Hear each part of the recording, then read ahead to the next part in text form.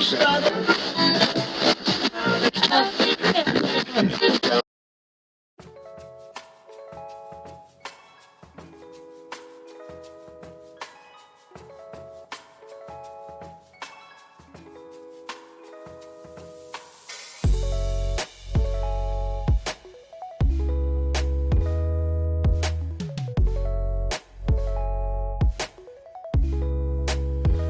yo, yo. What up, what up, what up, what up, what up, what up, what up, what up, though? Welcome to WFLNT Radio, channel 810.5 on your FM dial. I am your host, Mr. Slate. We thank y'all for stopping through. You can catch us on YouTube, Spotify, iHeartRadio, Apple Podcasts, and all your streaming platforms for podcasts that you like. I thank y'all for stopping by. Today is Wednesday the 13th. We are here, y'all. This is episode 4. We're going to get into some news.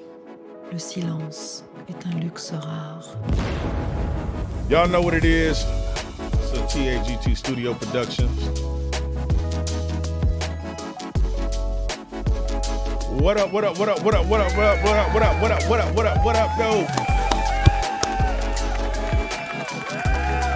Y'all could have been anywhere, but y'all here with me, man. That make me feel good, man. Hit the like button, subscribe. All of that good stuff. All of that good stuff. Y'all know what it is. WFLNT Radio, channel 810.5 on your FM dial. Y'all know what it is, man. We are back, and we got another episode for y'all. And we just dropping this to keep y'all informed of what's going on out here in the world, man. You know what I mean? Man, R.I.P. to Eric Mays in Flint Town, man. R.I.P. to Eric Mays. Oh, boy. You talk about a sad, sad, sad loss, man. We took an L losing that dude. Shout out to the 810 Flint Town, Flint, Michigan in the building. In case you didn't know, that's where I was born and raised. I always got love for Flint. I go back from time to time to see family, you know what I mean? Place is looking better, look like it slowed down a little bit because it was crucial out there. Oh, man, it was crucial out there, especially from the 90s on the way up to now. I mean, you can still get caught in some pretty bad situations if you go out there messing around, if you know what I'm talking about. But, yeah, man, we are going to look into some news, man. Let's see what I got first. All right, and I'm going to share the screen with y'all, man, so y'all can look at these, man. R.I.P. to Boss, man. Boss was Def Jam's first female rapper, y'all. First female rapper, man. This was published by BET March 12, 2024. This was yesterday by Rashad Grove, man. Boss, the first female rapper to sign to Def Jam, passed away on March 11th, Monday.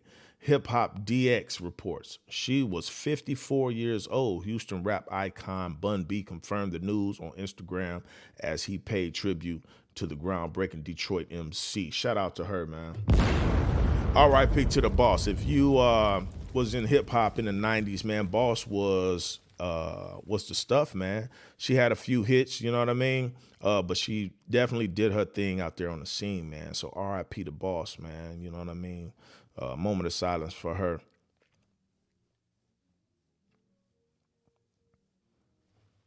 All right, y'all, let's keep the show going, man. Shout out to her family, man. We send many blessings, yo, you guys' way, man, and mad respect, man. She definitely put work in the game, and you know, hey, man, we gonna shoot prayers up for you, man. You know what I mean? You know, she had some hard cuts back in the day. You know what I mean? Some real hard cuts. I can't remember the name of them, but I know. Because wasn't she messing, like, she was all over people's tracks. I remember that back in the 90s. She was on everybody's tracks. Killing it, though. She was killing it. She wasn't like a Lil' Kim or Foxy Brown. She was more gutter with it, you know what I mean? And she's from the D, man. Yes, sir. You see it. That's right. I'm from Flint, though. You know what I'm saying? About 45 minutes north. But we repping the big city in our town, in our state, man. So that's how we do it, man. Big ups to the D. 313 Finkel and Griggs is where my grandfather used to stay. I think that is on the west side, if I'm not mistaken. I'm not sure. Correct me if I'm wrong in the comments. But yeah, man, shout out to Boss, man. Now, Eric Mays, man, let's get into the news on Eric Mays. I forgot to share my screen. Well, I'm not going to share the screen, man. I'll put all the links in the description, and y'all can go check out the news for yourself. So Eric Mays, he passed away. What was it? I think he passed away like February. Let's see. Give me time, folks. I'm looking. I'm kind of moving slow. I'm drinking on the mushroom tea to wake up and get myself in order, man, to get y'all this news in a proper way. But we're going to do some searching here, and then we're going to go back to this article. Eric Mays, man. He was a Flint City councilman, man. You know, this cat here put in mad work. I mean, he stayed on top of their butts, man. You know what I mean? And they didn't like him, you know what I mean? So Eric Mays, you know what I mean? Eric Bradford Mays is his name. He was an American auto worker and politician. Mays served as a member of the Flint City Council from 2013 until his death in 2024, representing Northwest Flint as the counselor from the city's first ward. He was born September 16th, 1958 in Flint, Michigan, and he died February 24th, 2024, age 65 in Flint, Michigan. His previous office, he was a member of Flint City Councilman for from 2013 to 2024. So he's always been in Flint. He's always been a stable. My pops, you know, he was an auto worker. My mom was an auto worker, and they do remember Eric Mays. And, you know, man, Eric Mays was Eric Mays, man. Eric Mays was that guy, man. That guy there, man, he was something else, yo. He wasn't taking no lip off of nobody. He damn sure wasn't scared to correct you when you're wrong. You know, he had his ways, you know what I mean? But I think his intentions was good, you know? His intentions was good. There was a clip of a video when he asked the guy that was responsible for keeping the grass cut, and the guy got in front of him from a council meeting, and he was explaining some things, and Councilman Mays, you know, just asked him like, yo, what up? Like, why aren't you fired? You know what I mean? And the guy's like, why am I fired? He was like, yeah, why aren't you fired? So the guy, they go back and forth for a little bit. So the guy is trying to figure out why he asking me this. So he said, you in charge of keeping the grass cut, right? And the grass ain't cut. So why aren't you fired? You getting all this money sent your way, but to keep the grass cut, but the job is not being done, but the money is being spent. Why aren't you fired? That's pretty much how he attacked the board when, you know, addressing issues of the city and his ward, or city as a whole, really. Like, he stayed on their butts, man. So, you know, shout out to Eric Mays' family, but we definitely keep y'all in prayers. But let's look at this article from Michigan Live. It looks like the family, the son, is going through a little debacle, man. They call it a cat and mouse game. Continues for Eric Mays, and his body does not arrive at Saginaw Funeral Home. So they're actually holding this man's body. For what reason? I don't know. But they're holding his body for some reason. Excuse me. They're holding his body for some reason. They're not letting it go, you know. And I don't want to say it, but everybody thinking it, y'all. Y'all know y'all thinking it too, man. If y'all know Eric Mays and y'all know the situation. When I first heard the news, I'm like, okay, foul play. I bet you they're going to find some foul play somewhere. Because if you don't know about Flint, Michigan is pretty heavy. You know what I mean? There's a lot of old money in Flint, Michigan. A lot of old money. Flint, Michigan, it ain't just Flint. But Flint ain't broke. It's not just broke people in Flint. Believe that. Take a sip of my mushroom tea. But there's a lot of old money around there. And when old money likes the way things are, or they have a certain agenda to get to, they have unlimited resources to make that happen. So with me knowing that, it's you know, you can't say for sure, but you can damn sure say something don't smell right. And he wasn't the healthiest, you know what I mean? He would drink, smoke cigarettes and whatever, but come on, man, how many people smoke and drink and they still hanging around? You know what I'm saying? Like he was a lively guy. I don't know much about his health history, but he was a solid dude, man. He didn't look like he was slowing down to me. By no means. It didn't. But let's look into this article right quick, y'all. Let's check it out. The Saginaw, Michigan, with the fight for the remains of Eric Mays seemingly resolved earlier in the day, his son expected to transport the body of the late Flint City Council member to a Saginaw funeral home Monday, March 11th. That didn't happen. What happened instead? An attorney of his son said, We're unanswered phone calls and the continuation of a cat and mouse game that will keep the late May's body from his son for at least another night. All right, so they holding his body. For what reason? I don't know. That's why I say something is kind of fishy. It don't smell right, in my opinion. Give the body to, like if there was no murder and he died from natural causes, whatever the case is, give the body to the family. I mean, that's just how it should go, right? Why you got to hold the body so long? My opinion, somebody covering up something, yo. That's just my opinion. But it looks like Eric Mays' son, stated that he's hurt and baffled and betrayed. That's how he feel. You know what I mean? He said his son his name is Eric Hakeem Deontay Mays. He said, I just want to lay my dad to rest. That's all the man want.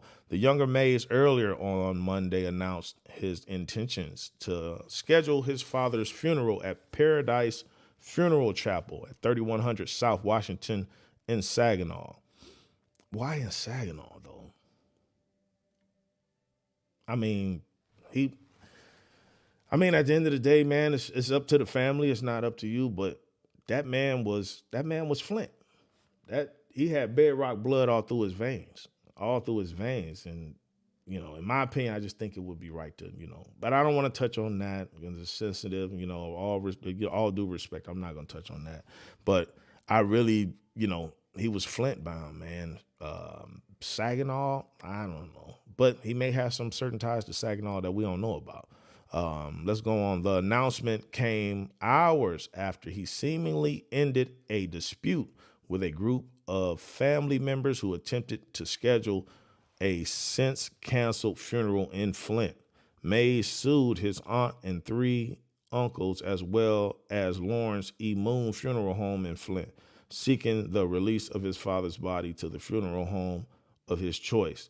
An attorney representing Lawrence E. Moon Funeral Home and 4 of Mays' brothers and sisters told Genesee Circuit Court Judge Brian S. Picow on Monday that his clients were willing to turn the remains of the late councilman over to his son.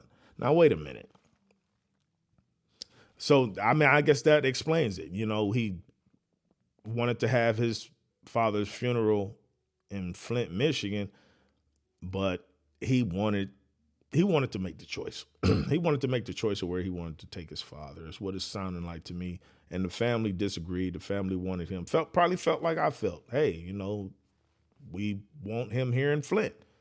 And they're going back and forth over that. That's what I'm getting out of that. You know what I mean? So I would give the father to the son and let it be, man. You know what I mean? You got to travel to Saginaw to his grave. That's just that. It's not that bad of a drive. Come on, folks. Piquel asked, we're going to read on. Piquel asked that an order be prepared to allow for transfer of the remains to Paradise Funeral Chapel of Saginaw that led to plans by Mays' son to transport the body that evening. Joseph Canizzo, the attorney of Mays' son, said he verbally arranged to pick up the body in Flint, but no one was present at the funeral home when they arrived. Canizzo said Before departing to pick up the body, he contacted attorney for the funeral home to confirm the exchange. When no one was present, Canizzo said he called the funeral home's lawyer again, but no one picked up the phone. He stopped returning my calls, Canizzo said. So unfortunately, that was a no-go. We're playing a cat and mouse game again with Mr. Mays' body. They continue to hold it hostage. Canizzo said he planned to continue to reach out to the Flint Funeral Home's lawyer, Loist Fletcher. Fletcher did not immediately return a phone message from MLive. MLive also left a message with Lawrence E. Moon Funeral Home that after business hours. Man, that's messed up, Let's go ahead and finish it up. I only got a few more lines here. Mays died February 24th at his home on Russell Avenue in Flint's First Ward. The controversial councilman was serving a 90-day suspension from the council from unbecoming conduct at the time of his death. But he has been praised by friends and supporters for his fierce advocacy and early recognition of the Flint water crisis. That's right, because he was one of the first people to try to address the situation and say, hey, this is going to turn out bad. They didn't listen. You know what I mean? So the man knew what he was doing. The man knew what he was doing. I feel, reading this article, it was published March 11th, 2024, by MLive, by the way. But get that man his father, man. You know what I mean? Get that man his father. That's his son. Everything goes to his son. All the decision goes down to his son. You know what I mean? There's no wife. There's no nothing that's, So he's fighting his aunts. I guess his aunts want him to be buried in Flint. And that seems like that's the big argument right there to me. But Lawrence E. Moon, to all my bed rockers out there, man, Lawrence E. Moon ain't no joke. Everybody done heard stuff all about, don't never mind the cup, man. Don't look at the cup. It's coffee, man. It's coffee. But yeah, man, everybody know Lawrence E. Moon. They had a reputation back in the day. You know what I mean? There's a lot of crazy stuff. Now I remember that there was a funeral home. What was it, Swanson? Didn't Swanson get into some stuff, y'all? And they get caught like having old. It was something crazy. Let's look up Swanson. Swanson's funeral home. Oh, they moved to Detroit. There you go. Flint, Michigan. Swanson Funeral Home. And why was it closed? Because it was closed. Yeah, there you go. All right, so this was, I didn't even plan to look this up, y'all, but I heard a rumor that they had rotting corpses in the funeral home. They had corpses that just piling up and they, wasn't doing nothing. And yeah, it got found. You know what I mean? So yeah, let me see. Yeah, that's been so long ago, but they moved to Detroit anyway. They got out of there. Yep, I remember that funeral home. That funeral home used to be bopping too. Every funeral home used to be bopping every weekend, Jack, which is sad. It's not a funny situation, but you got to put some light into this crazy world, folks. But yeah, man, y'all hit the like button, subscribe. If you would like to donate anything, definitely hit the donate button. You can donate to me on PayPal. All of that information is in the description. Just help a brother out, y'all. Help a brother out. Y'all see I'm trying. I done bought equipment. I'm having a breakdown right here. I bought equipment. I done spent all this money on this stuff, and I need to make it work, man. And I just want to get better for y'all. You know what I'm saying? I just want to get better for y'all. That's it. So I think we got one more story. Mike Tyson and Jake Paul, y'all. Oh, my goodness. Lord have mercy. I'll tell you one thing, man. I was shocked when I heard that this is actually finna go down. I'm tripping off of this. So there's been a major update in the fight, you think about Jake Paul, a lot of the boxing industry bigwigs, they do not like Jake Paul. They don't like him because they feel he's making a mockery of the sport. You know what I mean? So with Mike Tyson stepping in the ring, you think about it as a, hey, they're going to go in, they're going to pretty much spar. They're going to pretty much spar. You know what I mean? The spar in between sparring and real fighting, they're going to meet in that middle and they're going to, they're going to make some stuff happen. But I don't know. You think of the headgear, you think of all the stuff they're going to have on for protection. And you really think it looks like a charity fight. That's pretty much what it comes off as. But there's been some changes in the rules. This was by Sport Bible. I'll put the link in the description, of course. This was updated or published March 24th, around like 11:06. Let's see what they got talking about. Jake Paul. Oh, here we go. Major update on Jake Paul versus Mike Tyson fight rules as Ariel Helwani provides exciting new information. What's the information, Helwani?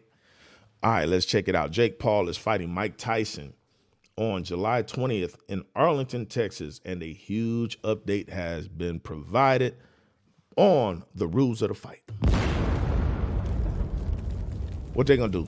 Everybody gotta do chicken dance.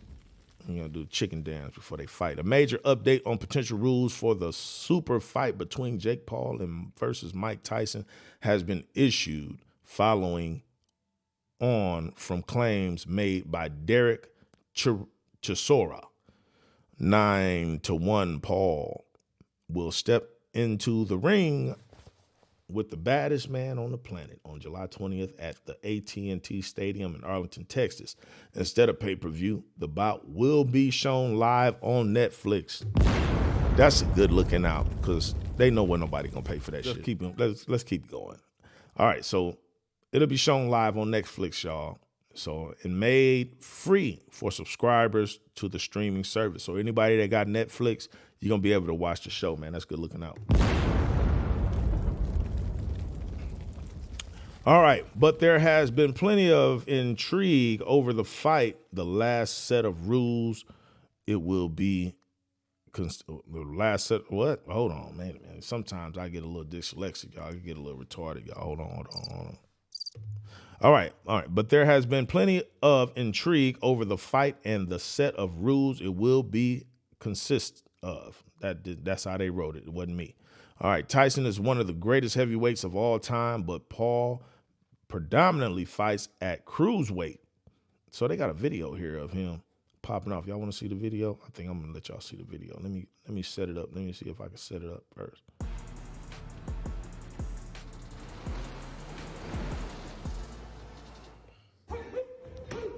Oh, there you go. Yeah, no, I don't know, brother. I just looking just a little bit that I saw. I don't know, man. He looked real brutal, man. Just listen to him hitting that bag. I know y'all can hear it.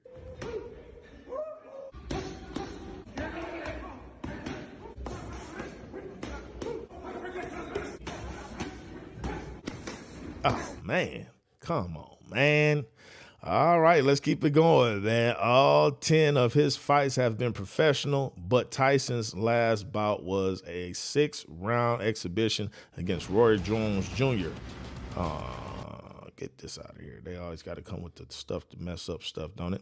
So that was in 2020. Last week, former heavyweight challenger Chisora had claimed that the fight will effectively be a spring match featuring 8-ounce gloves and head guards. See what I tell you? That's that exhibition fight. You know what I mean? That's that donate to the kids, man. Old folk home fight. However, MMA journalist Ariel Helwani has debunked that theory. On the latest MMA Hour show, he said that the fight will be a heavyweight contest and they are hoping it will be sanctioned professionally by the Texas Commission. Helwani is also adamant that there will be no headgear whatsoever, and it will have the feel of a regular boxing fight. So they're changing rules. They're taking the headgear off, y'all. They're taking the headgear off, man. Jake Paul think he finna get in there and run through Mike Tyson. Now,